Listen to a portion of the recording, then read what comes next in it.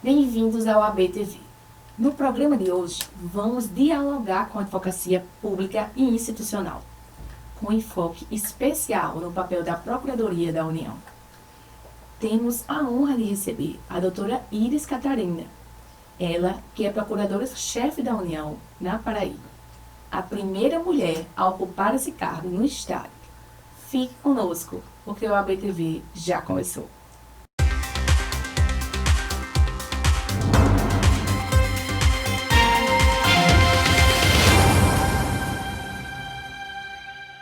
Doutora Iris, primeiramente gostaria de agradecer a sua presença. Foi uma entrevista que lutamos muito para ter aqui no ABTV, porque ela sim representa o poder feminino, a primeira, né, gente, como a gente falou aqui na apresentação, mulher a exercer um cargo tão importante e que nós, advogadas, temos sim muito orgulho. Seja bem-vinda. Obrigada, Germana. Obrigada pelo convite. É uma honra estar aqui na OAB, né? A casa do advogado, o advogado público ou o advogado privado. Então, assim, estarei aqui com vocês para poder falar o que for de interesse sobre a advocacia pública. Então, gosto de começar, quero conhecer, né? A gente tem curiosidade de conhecer a sua história, você como pessoa, doutora Iris, como pessoa, que começa o cotidiano, como você chegou na advocacia pública. Então, esse espaço inicial era para você se apresentar para a gente. E assim, porque não existe só uma Iris, AGU, né? Eu vou até com a liberdade de tirar o doutora. Sim. Existe uma Iris, mulher, esposa. Então, conta um pouquinho da sua história para a gente. Bem, Germana, a minha história é um pouquinho longa, mas vou tentar encurtar. Eu nasci em Belém do Pará, meu pai era da Petrobras e se mudou para o Rio Grande do Norte. Lá eu cursei meu primeiro, segundo, terceiro grau. Fiz a Universidade Federal do Rio Grande do Norte, terra que eu sou, tenho muita gratidão. E quando passei no concurso da AGU em 2005, ou seja, já tenho 20 anos de Advocacia Geral da União, do cargo de advogado da União, que é uma das 3 carreiras da AGU. Somos 4, mas basicamente dizendo que somos 3. E ao assumir, né, o cargo lá em Brasília, passei 1 ano e meio, depois consegui a minha remoção para Recife, tentando me aproximar mais do Rio Grande do Norte, que era onde meus pais estavam. Contudo, no meio do caminho aí veio um amor, né, meu marido, que é daqui da Paraíba, e estou aqui há 11 anos aqui no estado da Paraíba. E como é que você chegou nesse cargo que hoje atua? Quais são suas expectativas? Como está sendo? E como você vê a presença da mulher nesse cargo tão importante? Germano, meu desafio de ocupar esse cargo de procuradora-chefe era poder trazer ao meu órgão, a Advocacia Geral da União, uma visão de gestão feminina na Paraíba. Trabalho com um grupo muito competente de homens e mulheres, advogados e advogadas da União. Contudo, até então, só os meninos, digamos assim, né, tinham se habilitado a exercer esse cargo. Então, quando chegou a vez de um processo seletivo, né, na Advocacia Geral da União nós temos sim processo de seleção, as pessoas se habilitam, tem entrevista, enfim. E no ano passado, em 2024, no dia 13 de maio, no céu de Fátima, saiu a minha nomeação para poder enfrentar esse desafio que seria exercer o cargo de procuradora-chefe. Até então eu vim exercendo a função de coordenadora regional adjunta de negociação, que é uma matéria muito atual no âmbito da Procuradoria-Geral da União. Somos basicamente 4 carreiras, que é a administração direta, que dando advogados da União, administração indireta, os procuradores federais, as causas tributárias com os procuradores da Fazenda Nacional e os advogados do Banco Central integrando. Então, dentro da nossa instituição, que é a Procuradoria-Geral da União, nosso órgão central em Brasília, tem uma Procuradoria Nacional de Negociação. Então, hoje eu exerço tanto a função de procuradora-chefe, mas continuo atuando nos processos judiciais da Coordenação Regional de Negociação. Então, a divisão do meu tempo, como você estava falando, além de ser mulher, ser esposa e todos os outros atributos que nós mulheres enfrentamos, eu atuo na parte de gestão, no comando da Procuradoria da União da Paraíba, mas também processos judiciais da Coordenação Regional de Negociação daqui da região. E eu fiquei curiosa, doutora, como funciona essa negociação? Você com outras áreas, com outras instituições? A negociação no âmbito da Advocacia Geral da União, da Procuradoria Geral da União, ela é muito ampla. Ela, a princípio, iniciou com o nosso processo que a gente chama de desterritorialização, onde somos agora 6 grandes regiões, e todas elas com a sua coordenação regional de negociação, e em Brasília com a sua Procuradoria Nacional de Negociação, e começamos até este ano, na verdade, a negociar processos de débito da União. Né? O particular entrou com uma ação contra a União, administração direta, a União foi condenada e a partir daí tem valores a receber. Então nós, até para otimizar o tempo, negociamos os valores de modo a que encurta a duração do processo. Aquele processo que era longo, de repente uma negociação em que as partes conversam e dialogam entre si e encontram um bom caminho, que não é determinado por um terceiro que está alheio àquela problemática, por exemplo, que é a figura do magistrado. Então elas encontram um caminho de modo a otimizar e poder receber o bem da vida de modo mais rápido. E por outro lado, como defensores também do erário, nós advogados da União temos a economicidade para poder dar esse retorno à sociedade. Afinal de contas, o dinheiro público é o dinheiro de retorno à sociedade. Então, dessa forma, a negociação sempre se mostra o caminho atualmente mais válido para a resolução dos conflitos. Que maravilha. Conta pra gente o que faz com a AGU. Eu sei que tem 3 esferas ou 4, mas o que especificamente faz? Às vezes a gente estava conversando aqui, antes de iniciar o programa, que muita gente presta concurso para a AGU, visando realmente o cargo, mas não sabe a função, né, da AGU. A função da Advocacia Geral da União, vou falar aqui no particular do nosso cargo de advogado da União, é fazer principalmente a defesa das políticas públicas. Como nós estamos ligados muito à administração direta, e aí eu falo aos ministérios, né, todas as pastas, então a concepção, desde o assessoramento dos gestores, ministros, secretários das pastas dos ministérios, nós assessoramos todo o fluxo deles, né, temos essa competência, e além disso, quando não tem a parte do consultivo na formulação das políticas públicas, por meio da judicialização, que é fazer a defesa do erário, né, aquelas demandas que a União com certeza está economizando para o poder, porque a gente sabe que tem cidadão que entra e tem a famosa litigância que não há razão de existir, e também a parte da negociação, que com isso aí nós, advogados já não atuamos nessas 2 linhas, defesa do erário, defesa das políticas públicas, e a terceira agora, que é a negociação. A senhora que veio de outros estados, quais são os principais desafios encontrados na Paraíba? Que tem muitas demandas, né, federais. Quais são os principais desafios encontrados pela AGU na esfera estadual Paraíba? Esses desafios, eles, na verdade, estão muito ligados na condução enquanto procuradora-chefe. Como procuradora-chefe, o cargo de procurador-chefe ele simboliza a representação da AGU local. Então, os órgãos administrativos federais que estão aqui na Paraíba, todos eles, quando necessitam de alguma atuação da defesa da União, porque exercemos privativamente a defesa judicial e extrajudicial da União, então nós prestamos esse assessoramento tanto no campo do consultivo quanto no litigioso, como eu te falei.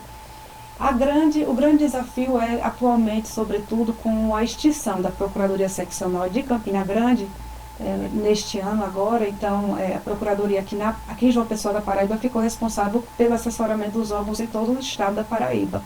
Então, todas as demandas, processos que são relevantes para os nossos clientes, costumamos dizer que os nossos clientes são os órgãos federais, eles nos procuram e fazemos a interlocução, o procurador-chefe faz a interlocução com os coordenadores regionais de cada área temática, pelo processo de regionalização.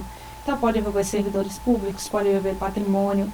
Então, tem várias demandas relevantíssimas e esse mapeamento fica a cargo do procurador-chefe de dizer à Procuradoria Regional da União, cuja sede fica em Recife, e as procuradorias nacionais, quais são aqueles processos caros ao Estado da Paraíba, que nós precisamos fazer uma defesa correta da política pública a ser resolvida por meio daquele processo. E aí que é outro ponto também. Atualmente nós também fazemos negociação e processos estruturais, que são justamente esses processos tão relevantes de saúde, de meio ambiente, que trazem obrigações de fazer para a União, e nada melhor do que uma negociação que a gente conversa com os nossos clientes, as consultorias jurídicas, para poder encontrar ali um caminho mais razoável e que o processo se finde de uma forma consensual. Então é muito mais complexo do que pensamos, pessoal. Vamos dar uma breve pausa e voltamos mais. Só um minuto, deixa eu botar aqui, voltamos mais. Ó.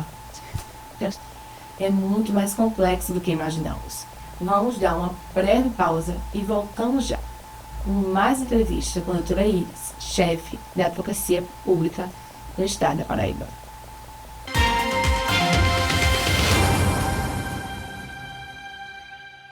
Você sabia que quando uma calçada é rebaixada, o comerciante não pode restringir o estacionamento? Aí, gostei. Vou perguntar à lei como é que eu exijo esse direito. Consulte as leis e chame a Lê, a nova assistente virtual da Câmara de João Pessoa. Você pode dar o sangue por você? Você pode dar o sangue pelos seus sonhos? Pela sua família? Por uma causa? Você pode. Comece hoje e faça disso um hábito. Porque quando você descobre que pode dar o sangue por você, você também descobre que pode ajudar outras vidas. Procure um hemocentro e doe sangue regularmente. Você pode. Ministério da Saúde. Governo Federal. Este é um chamado para nos unirmos contra o ódio espalhado pelas fake news, informações falsas que podem destruir a democracia e, mais do que isso, destruir famílias, reputações, vidas. E se a vítima fosse um amigo, sua filha? E se fosse você? Acesse gov.br/Brasil contra Fake. É hora de frear o ódio, parar de repassar informações falsas, checar cada fato e sua fonte. Porque quem espalha fake news, espalha destruição. Brasil, União e Reconstrução. Governo Federal. A Cultura da Paraíba em Alta, um programa intimista apresentado pelo Mestre Fuba. Ele começou a exercitar a sua arte nas redes sociais. Eu dei um coice na engenharia pra fazer teatro, música e poesia.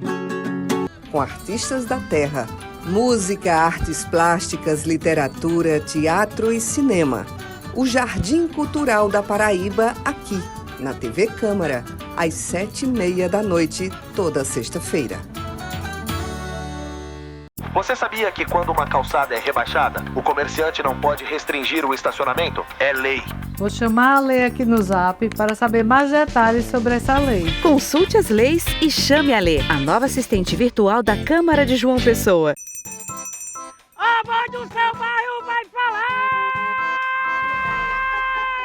É pra falar, não é pra gritar não, homem. A Câmara no seu bairro tá chegando aí pra tu falar o que pode melhorar, o que tá faltando. Sua prioridade é o postinho, é a praça, tá faltando calçamento. Se liga aí onde vai ter a Câmara no seu bairro. No bairro dos Estados, Valentina, Mangabeira, Peça e Centro. Fala com a Lê, diz o que você precisa e vamos debater com os vereadores. Câmara Municipal de João Pessoa.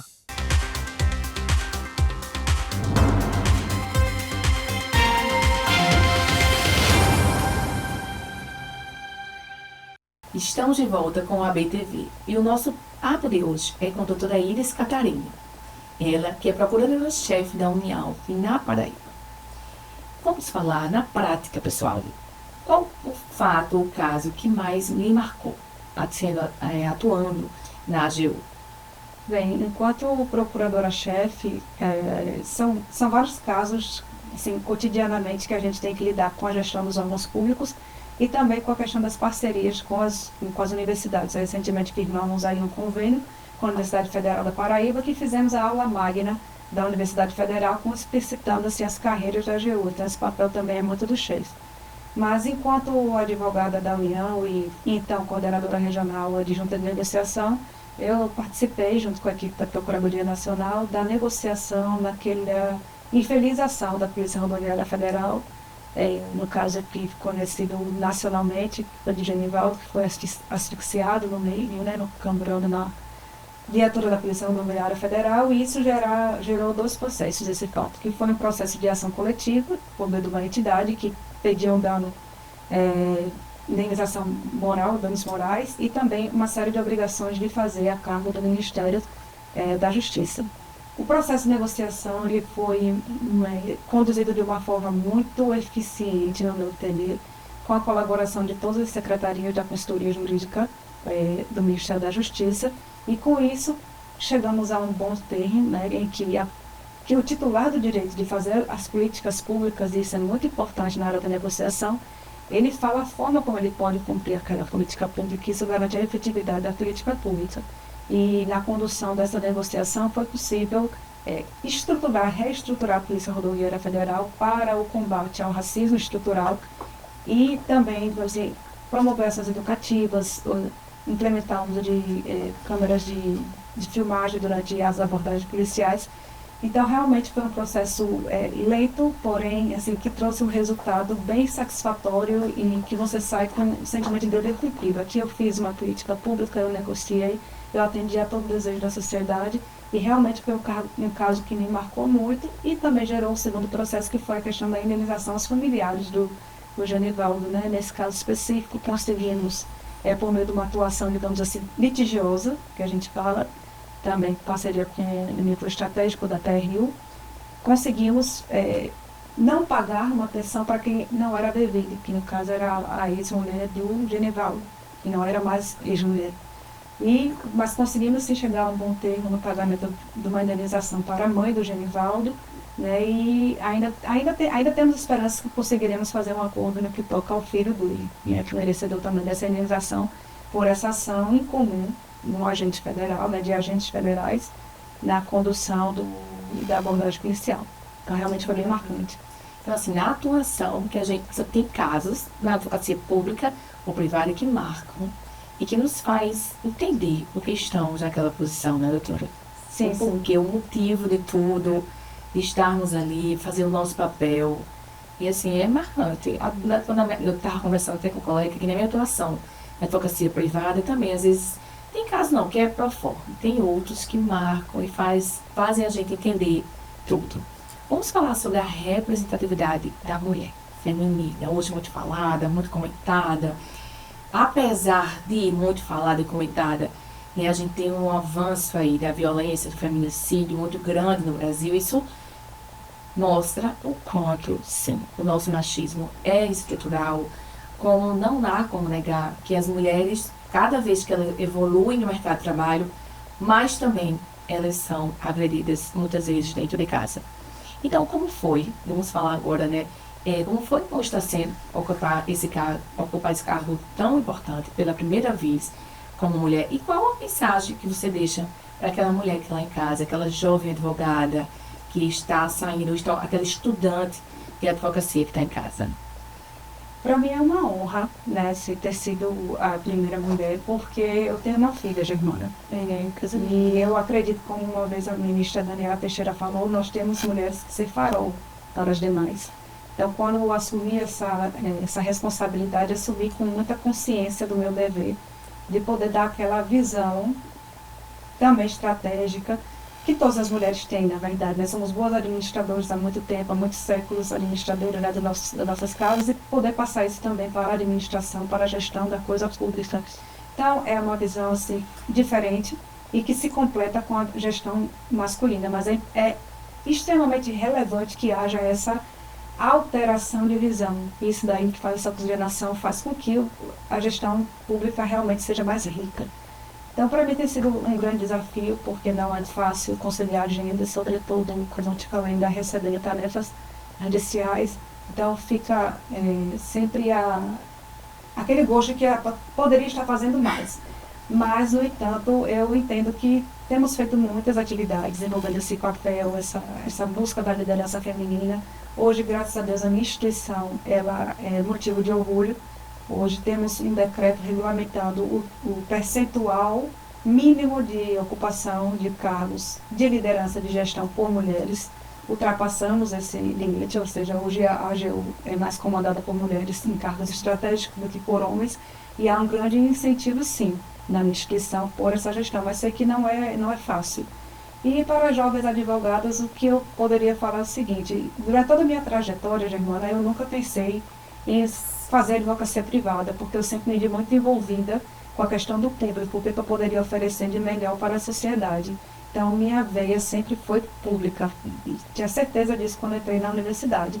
Então, para aquela jovem advogada que anseia, que tem esse sentimento, que tem esse perfil de lutar pela realização de políticas públicas bem feitas, ela se sinta, digamos assim, incentivada, porque na Advocacia Geral da União você vai ter espaço para poder ocupar, não só como advogada da União, o seu papel de relevância na defesa dos interesses públicos, mas também, enquanto gestor, o incentivo da nossa casa para a jovem advogada. Mas também estão convidados aí os meninos, tá certo? Os estudantes de direito, a integrar essas carreiras. Eu sempre digo, não é uma competição. Inclusive, a gente vê cada vez mais os homens aplaudindo, os homens incentivando. Quando a gente diz aqui que a violência, o feminicídio, ele avança, é porque é um fato, é um dado. Mas é lindo de se ver homens incentivando, homens aplaudindo dentro e fora de casa. Isso é ótimo porque incentiva e serve de modelo para outros homens. Eu gostaria também de saber agora qual é a interligação da advocacia pública com a privada, como é que funciona esse diálogo? Esse diálogo funciona muito bem. Nós temos uma conversa muito harmoniosa com a atual gestão, né? O Dr. Harrison, passada com a gestão atual, inclusive hoje pela manhã estivemos lá com o Dr. Harrison falando sobre esse projeto. Temos vários membros ocupando várias das comissões da OAB, né? Somos sempre convidados. E queríamos ter até mais, né, contato com os advogados privados, sobretudo na divulgação da pauta da negociação. Talvez nem todos os advogados tenham conhecimento desse perfil negociador da União, muito amplo, da Procuradoria-Geral da União, e gostaríamos realmente de ter mais esse contato. Então, esse canal aberto, Germana, eu agradeço demais, que é para poder divulgar, né, essa pauta tão irrelevante aqui agora para a gente da PG1. E a própria participação, o convite, como você falou, né, foi realmente um desencontro de agenda, mas conseguimos finalmente nos encontrar. Realmente é um contato muito próximo. Como é que o advogado ele pode, né, procurar informações sobre o diálogo, né, que está acontecendo aí? Como é que ele pode chegar lá na AGU, se informar? Existe um site, um contato maior? Sim, parcerias tanto com a OAB local como com a Justiça Federal da Paraíba, né, Justiça Federal aqui. Nós temos tanto links na página da AGU que deseja conciliar com a União, e lá vai ter os contatos para negociação. Aqui, somos a quinta região, negociamos processos da quinta região e assim sucessivamente, né? E também tem na página da Justiça Federal esse próprio link, né? E tem também na página da OAB o link para poder contactar a Coordenação Regional de Negociação da quinta região, caso você tenha algum débito com a União queira negociar. Já fizemos grandes acordos, né? E a economia expressiva de números, Germana, realmente que beneficia a sociedade, aquele cidadão que vai ter que esperar anos e mais anos para o desfecho, para receber o benefício, e também, por outro lado, também a questão da economicidade para o erário. Pessoal, estamos aqui com a chefe da Advocacia Geral da União Paraíba, dizendo a você, advogado, que tem algum débito, que tem algum processo, que você gostaria de ter uma tratativa mais concreta, mais, que seja mais célere. E mais, né, e que traga uma economia processual. Porque às vezes você acha que é distante, mas está vendo essa proximidade, que isso é maravilhoso, é uma notícia maravilhosa. E assim, esse diálogo também com o nosso presidente, né, Dr. Harrison Tagino, é maravilhoso. Eu gostaria de dizer que foi um prazer recebê-lo aqui e dizer que nós, advogados privados, somos realmente fãs da advocacia pública pela demanda, a alta demanda, a gestão que deve haver, sim, de tempo e de lidar também com críticas, né, com, às vezes, críticas pesadas, porque são servidores públicos. Mas, assim, nós, advogados, temos, sim, uma admiração, e eu falo por mim e pelos colegas, que muita gente já está de Advocacia Geral da União, lá no ABTV, agradecer a sua presença, dizer que queremos, sim, a AGU mais próximo, lá na ESA, nos eventos, para a gente poder se encontrar mais e poder estreitar cada vez mais essa relação. Germana, eu que agradeço o convite. Foi realmente um prazer lhe conhecer, pela sua simpatia, pelas palavras, e também queremos sempre estar muito próximos da OAB, Tribunal da Causa, e no final das contas, como eu disse, é a nossa causa. Somos todos advogados, públicos ou privados, sempre pensamos em fazer o melhor. Somos sim. A OAB-TV fica por aqui. Eu gostaria de agradecer a sua presença, telespectador. Se tiver alguma dúvida, deixe lá no @OABTV. Nos encontraremos na próxima semana. Até mais.